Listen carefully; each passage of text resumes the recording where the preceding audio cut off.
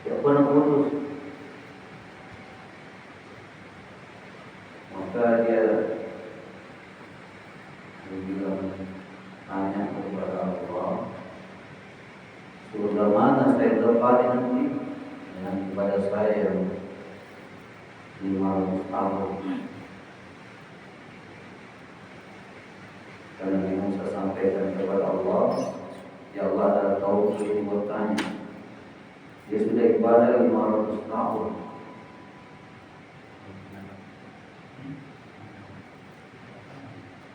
Kalau batu yang di tempat disebut itu sudah model kepalanya, cenderung itu batu. Lamanya sujud, yang masih. Maka Allah firmankan, sampaikan kepada kaum Nabi Musa bahwa neraka paling bawah yang mati. Sudah pada 500 tahun. Kita ini baru tahun ibadah.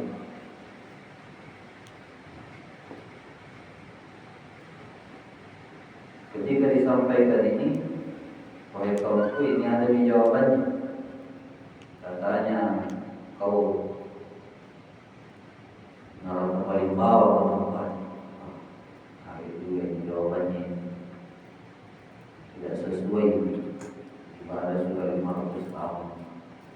Ada juga riwayat lain itu sampaikan bahwa dia Allah SWT suruh dia masuk surga ini dengan rahmatnya Allah. Tapi dia katakan, saya mau masuk surga dengan ibadah saya 500 tahun.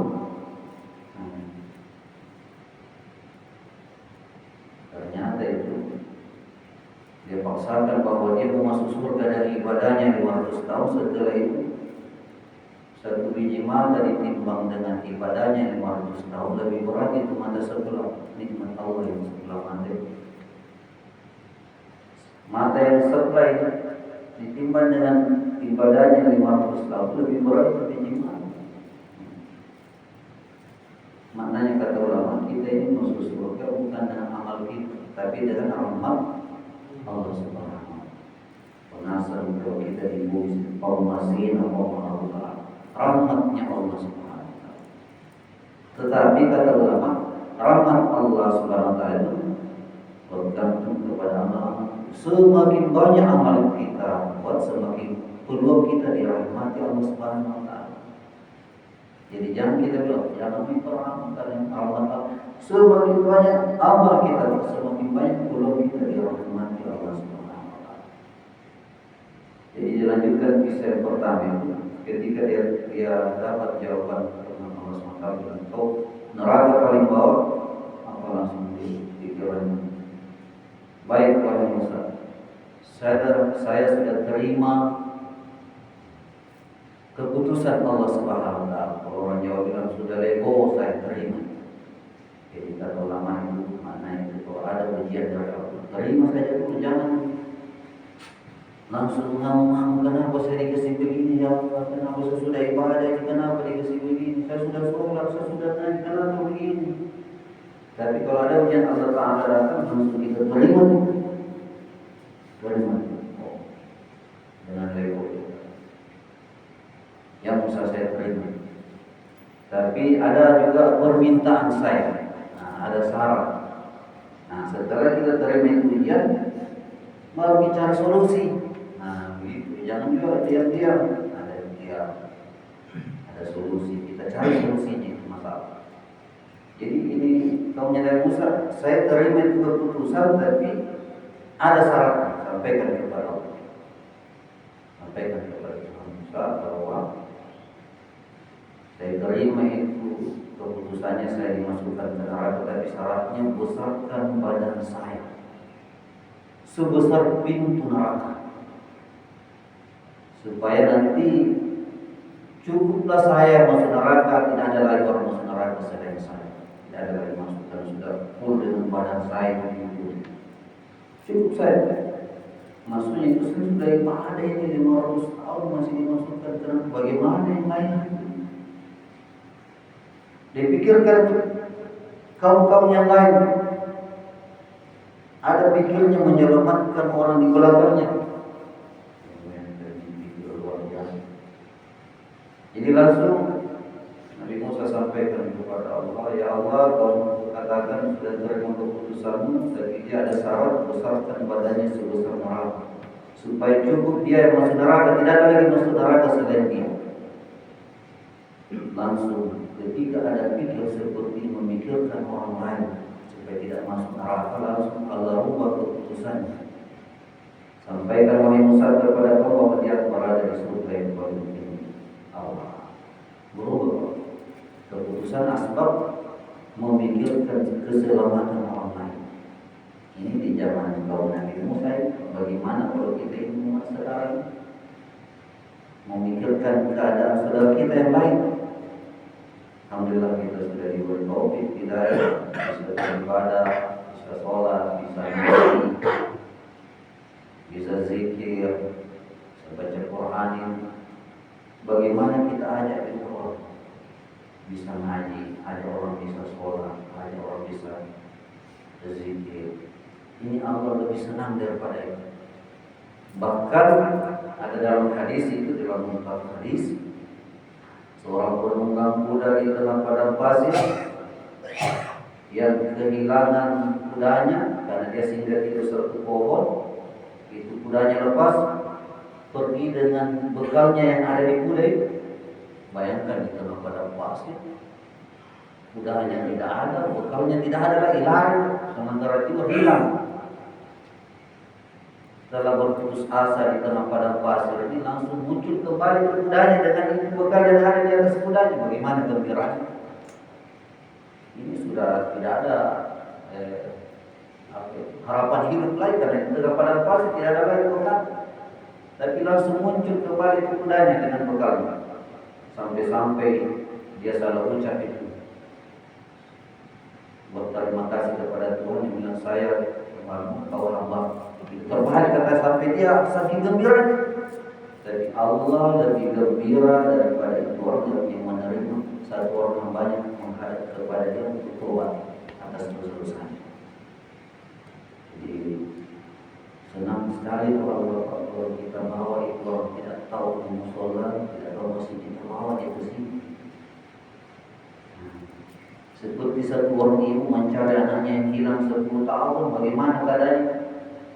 Dari kecil hilang anaknya, 10 tahun dicari, dikasih pengumuman di mana pamlet di mana-mana, tidak ketemu. 10 tahun kemudian datang orang bawa di hadapannya, ini anak itu yang sudah hilang 10 tahun. Bagaimana gembiranya satu orang ini? 10 tahun dicari. Maka gembiranya Allah itu datang seorang hamba tobat di hadapannya, datang ke rumahnya untuk bertobat.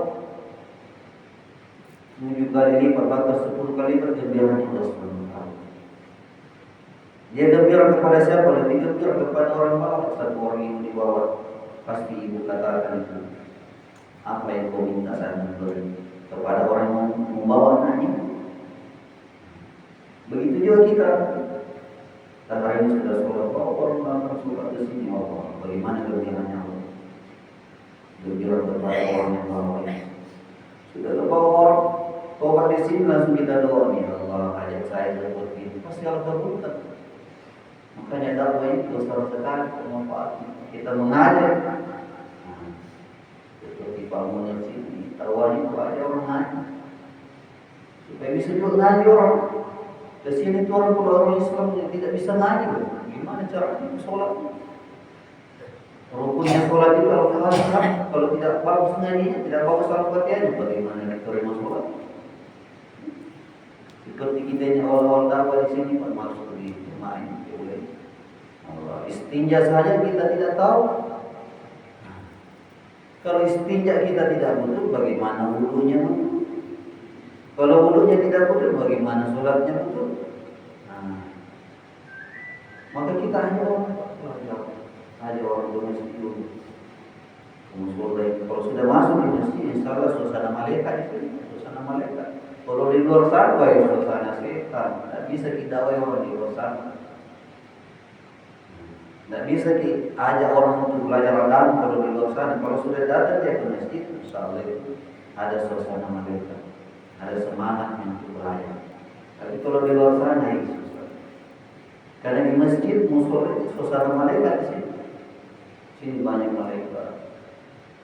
Maka kalau bengkelnya motor itu ya. Dan yang ciptakan motor itu manusia. Tidak bisa motor sama motor saling memperbaiki. Ada motor mogok, datang motor bagus, kasih baku samping sih, dia bisa baik-baik motor. Karena motor sama motor tak bisa. Nah, bagaimana caranya ini motor mogok? Ini motor bagus, ambil tali, tarik dia kemana? Ke bengkel motor. Karena yang bikin motor ini manusia, jadi dia bisa berbaik motor, tapi manusia tidak bisa motor. Sama kita ini, menciptakan kita adalah Allah. Kita sama-sama manusia tidak bisa saling memperbaiki, hanya saling mengingatkan saja. Fadzakir inaz-zikra tanfa'ul mu'minin. Berilah peringatan, sesungguhnya peringatan itu bermanfaat bagi orang beriman, bagi orang mukmin. Jadi kita saling memperingatkan saja. Yang bisa memperbaiki siapa? Allah Subhanahu wa Ta'ala. Caranya memperbaiki kemana? Dibawa ke bengkel motor? Bukan, salah. Dibawa itu kemana? Ke masjid. Ini bengkelnya manusia ini. Orang Islam ini di masjid. Bengkelnya di sini. Datang dan ajak orang ke masjid. Bukannya merasa dalam barang. Bujuk orang datang ke masjid. Kalau perlu digaji banyak datang ke masjid. Nanti di masjid ini perbaiki. Siapa yang rawat di sini nanti perawatnya malaikat. Sehingga tidak heran Pak di Sulawesi Selatan sana Pak, kalau tidak percaya datang ke sana. Tidak percaya datang ke sana. Orang pun tahu Pak. Masya Allah. Karena sudah di bengkel di masjid. Dia dulunya pegang-pegang botol, sudah pegang tasbih sekarang. Allah.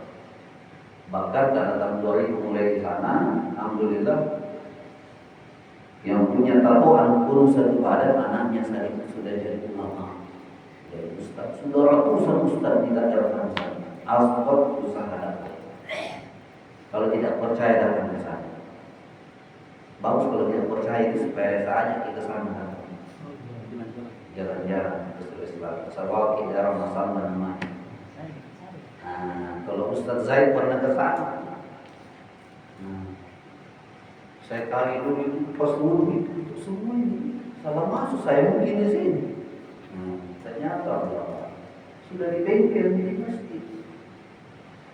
Yang perbaiki Allah, karena dia sudah bertobat. Jadi dia mulai Allah SWT dengan cara bagaimana? Bujuk-bujuk dia, jangan dipaksa karena memang perintah itu dakwah. Kaulan lain dengan lemah. Coba bayangkan Nabi Musa disuruh dakwai Fir'aun. Jelas-jelas Fir'aun ini sudah dinas tidak masuk, tidak bisa masuk Islam, tidak bisa, tapi disuruh dakwai. Tapi disuruh dakwai Nabi Musa tetap disuruh nama lembut. Kita hari ini bukan juga Nabi Musa, bukan juga Fir'aun yang didatangi, tapi kasar-kasar kita Allah. Mesti lebih lembut lagi ada mereka menuju rayu supaya bisa ke masjid. Nanti di masjid ini kita ibu-ibu media nanti salat dan semangat mau ngaji, perbaiki sholatnya. Jadi dia menggunakan Allah Subhanahu Wa Taala agar kita senantiasa menginginkan ini untuk usaha perbaikan diri terus. Karena bukan hasil yang dilihat oleh Allah. Kalau kita ini, apalagi yang tua-tua baru mau belajar ngaji itu sudah lidah sudah keras.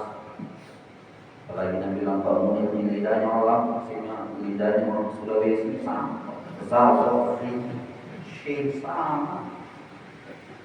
Tapi yang dilihat ini Pak usahanya bukan hasilnya. Dalam hadis itu barang siapa yang ingin sekali hafal Quran tapi tidak bisa hafal. Dia usaha hafal tapi tidak bisa hafal. Nanti insya Allah dia meninggal tidak hafal Quran maka dikumpulkan bersama tapi sekolah. Enaknya itu buat Allah. Berusaha dia menghafal tidak muntah otaknya penuhi memorinya. Kenapa penuh? Lagu di dalam kan.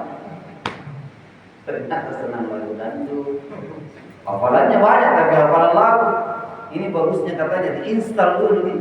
Bagaimana caranya install itu? Karena banyak bila tidak bisa itu masuk hadis firman Allah.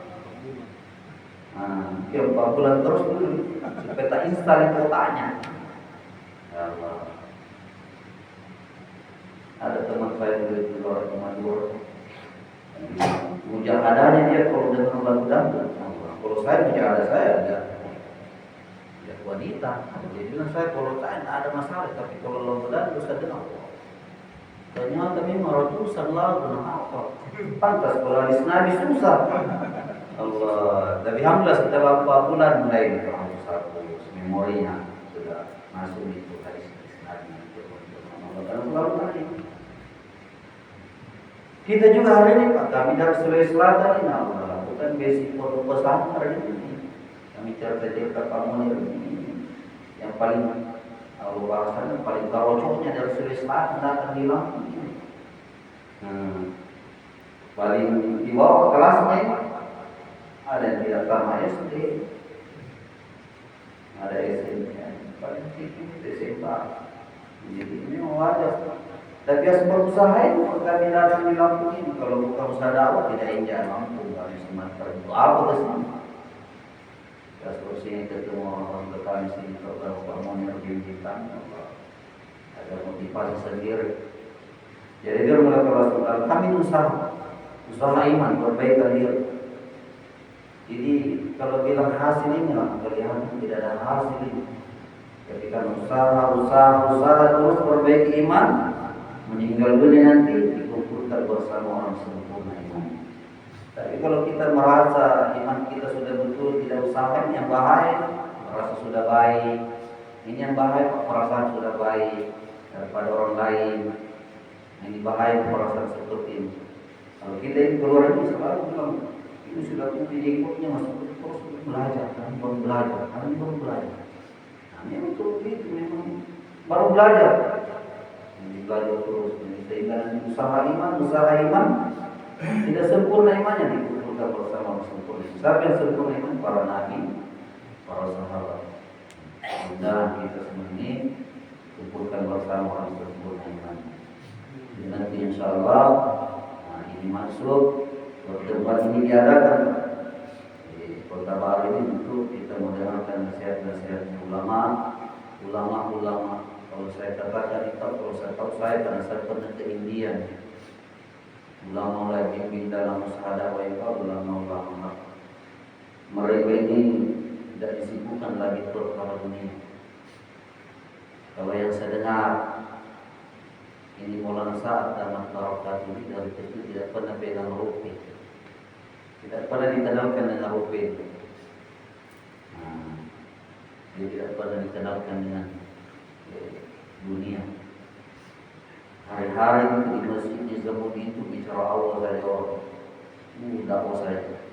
Orang datang seluruh dunia di situ, di Zamudi. Seluruh dunia datang di situ, makan gratis. Nah saya cerita ini karena saya sudah pernah ke sana.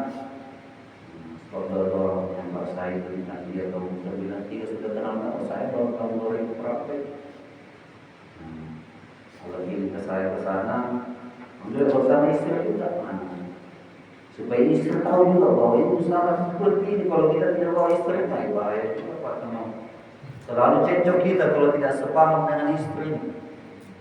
Dibawa ke sana dia, makan di sana gratis, seluruh negara datang.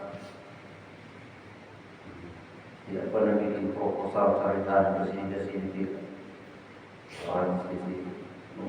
Kehidupan di sini sederhana kehidupan mereka. Makanannya cuma satu macam, tidak seperti kita ini. Ada mie gorengnya, ada mie masaknya, ada mie bakarnya.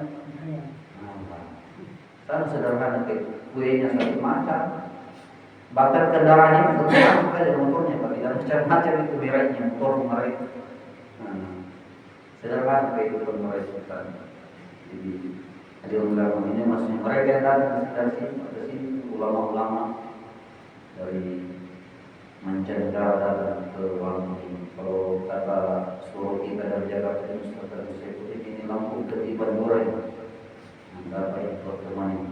Dan setelah pertemuan ini turun ke berkahan khusus khususnya di Lampung dan seluruh negara kita, bahkan ke seluruh alam. Karena kita katakan pada saat dengar kumpulan ulama itu dalam 40 jumlahnya ada satu wali Allah. Kalau 400 orang berarti 10 wali Allah. Kalau 4.000 orang 40. Ini nanti jutaan orang datang. Banyak wali-wali Allah. Kalau itu ada tangan Pak, bagaimana? Satu wali Allah Pak, makbul doanya. Kita ini apalagi nanti hari Jumat nanti kita Jumat bersama. Allah, satu komando, 20 berdiri, 1 kilometer. Allah, pernah rasakan di SD kemarin. Kalau sesekali nikmatnya kemarin kita bersama-sama kita katakan kepada Allah SWT. Belum pernah terjadi. Mungkin kalau kita saja kalau bisa kita berusaha. Mudah-mudahan Allah SWT sukseskan istimanya kita bersama-sama.